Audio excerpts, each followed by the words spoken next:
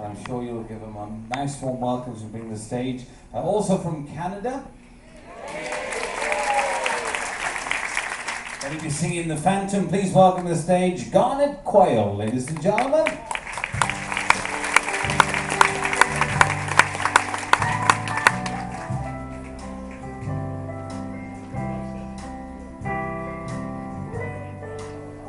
Thank you, Matt. Hello, folks. People up there in heaven. Yeah, I'm from Canada. I'm from the nation's capital. We're very close to it.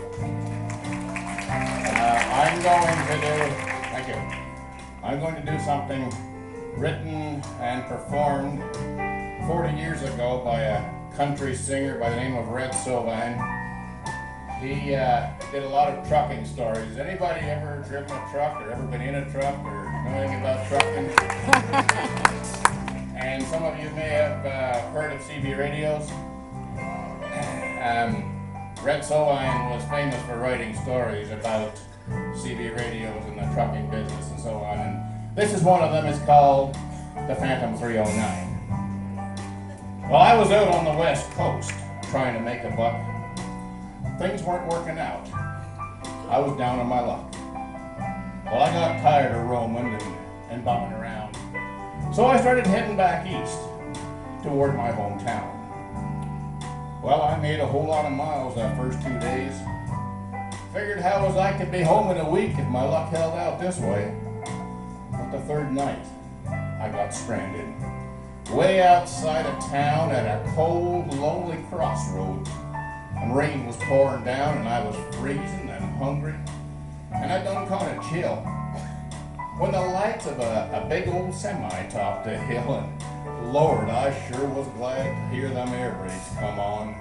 And I climbed up in that cab, where I knew I'd be warm.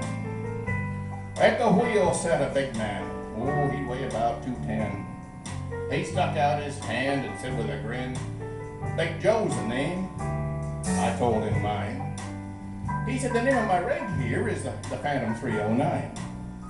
Well, I asked him why he gave his rig such a funny name. He said, "Son, this here old Mac can put 'em all to shame." He said, "Son, they ain't a driver or a rig running any line that's seen nothing but taillights from the Phantom 309. Well, we rolled and talked better part of the night, till the lights of a big old truck stop came in sight, and he said, "I'm sorry, son. This is as far as you go. I gotta make a turn just on up the road." Well, he tossed me a dime as he pulled her in low, and he said, "Here, son, have yourself a hot cup on old Big Joe."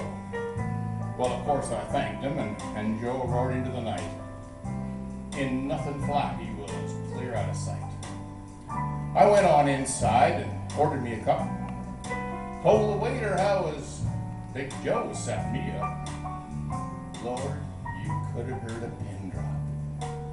The place got deathly quiet. And the waiter's face turned kind of white. "Well, what? Did I say something wrong?" I asked with a halfway grin. He said, "No, son." Said, "This happens every now and then." Said, "Every trucker in here knows about Big Joe.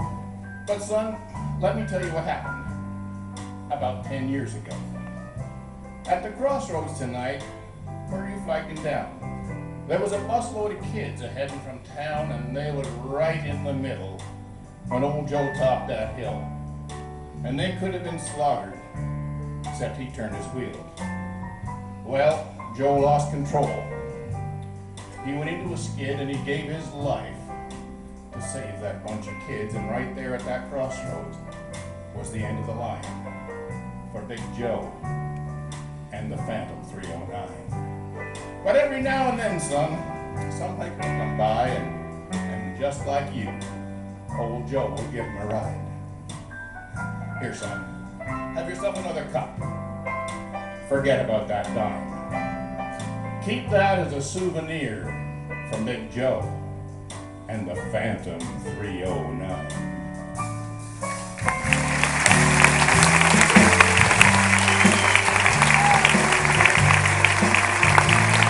Ladies and gentlemen, from Canada, Garnet Quail!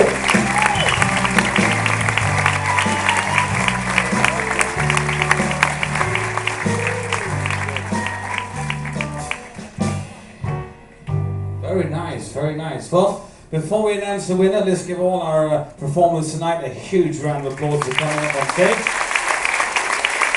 We're going to give the judges a moment just to deliberate. They're over there. It's been a tough competition tonight. Before we announce the winner and deliberate, I would like to mention that we have another show coming at 9:15.